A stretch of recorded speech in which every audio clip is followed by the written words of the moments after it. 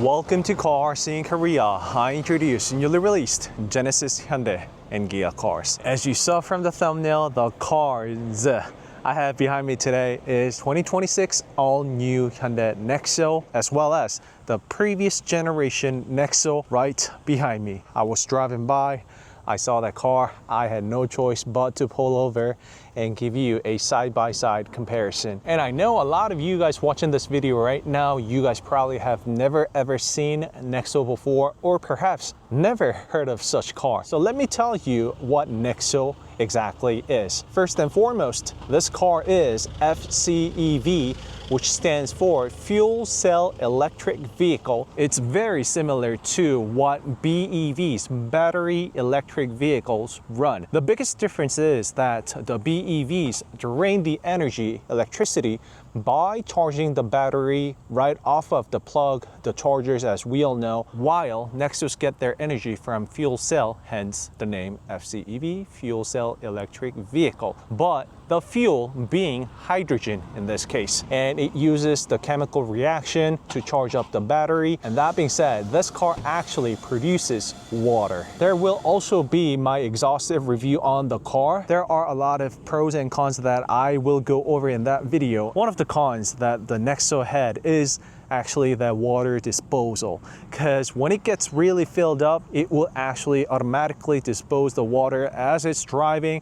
And of course, it's pure water. It's H2O, which is the byproduct of all this chemical reaction within Nexo. Water on the asphalt street, it's okay, right? However, it's a little different story when you park your car inside a parking lot structure. I mean, yeah, wherever the car goes, there's gonna be water because, you know, cars get soaked up under rain and such. So the cars do drip water where they go, but it's a different story when you actually make a small pond of water wherever you go upon your destination. So that being said, I had a little fun disposing the water manually, which you can do with the car. I actually measured the time. The disposal runs for a good 20 seconds to 30 seconds, I would say. That's a long intro as always, but even more so because this is the FCEV.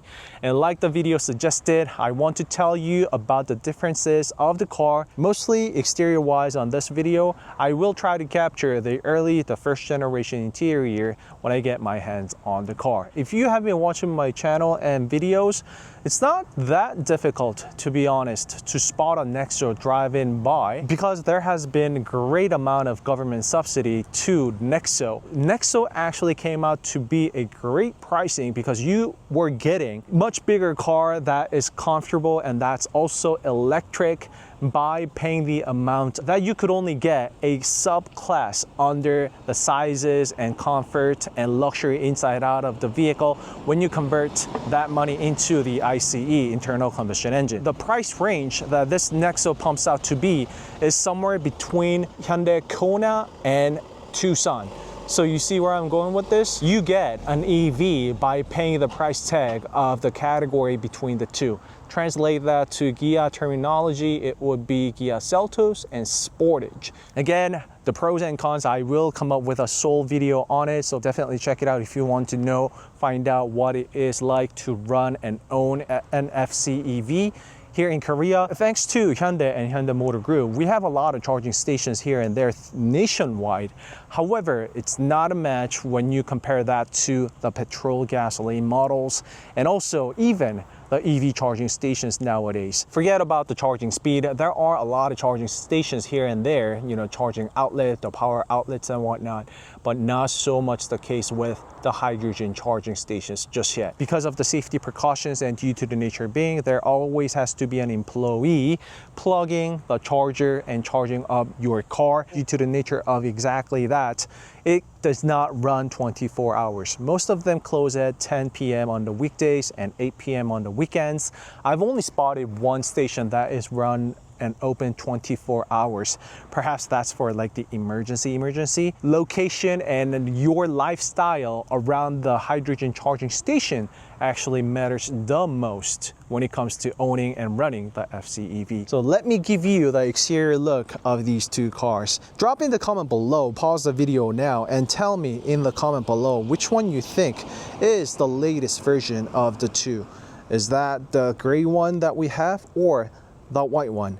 Tell me, drop in the comment below and let me know. And the front for the white one and the rear for the gray one. So let me know in the comment below which one you think is the latest one, because right now is a perfect timing for me to get some objective opinions and thoughts about the exterior design of the two cars, right? And the answer is, yep, the white one is the old one and the gray one is the latest one that dropped in the market. And once again, I do see quite a lot of Nexo being driven around. A lot of Korean government entities actually have Nexo as their business cars. So it has unique look and design of its own, both the previous generation as well as the latest one, because there is nothing like this car in Hyundai Motor Group family. Maybe perhaps except for the seamless horizon lamp. But just so you know, that term wasn't even out there. Nexo was the first car to get such DRL, daytime running light, that connects both the right side and the left side, giving that horizontal look that no other Hyundai cars had. So we could say that Nexo is the first car that got it all started with the seamless horizon lamp. And we see that on that latest Sonata, both rear and front. Definitely the trendsetter considering the time when this first Nexo came out. So you see what I mean? That seamless horizon lamp right there. It has the hexagonal design or triangular design, which was the penetrating design language at the time this Nexo rolled out, i.e. the Avante or Elantra for North American market that we are used to getting and seeing.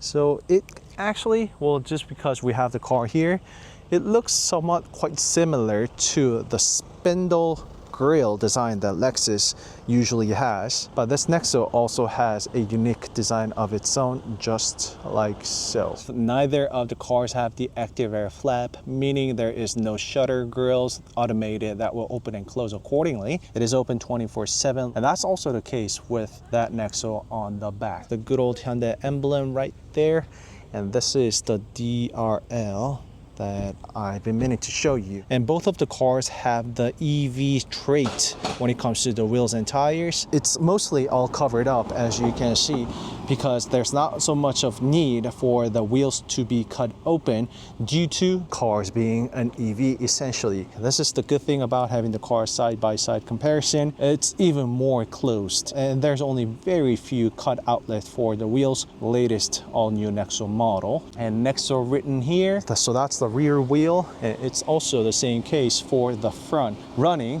245 45 19 on the front and all around 245 45 19, and the previous model is also running 245 45 19.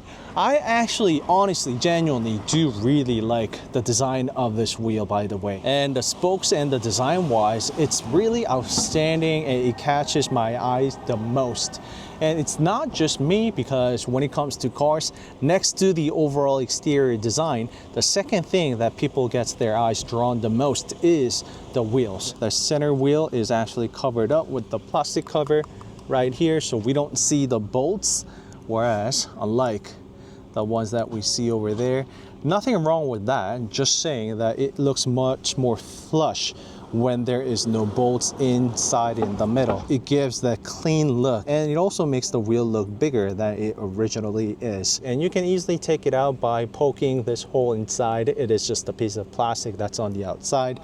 Pop that out. We have the good old 114.3 PCD inside the 5-bolt patterns. And this is also something that Hyundai pays a lot and close attention with. That is where the valve cap is located.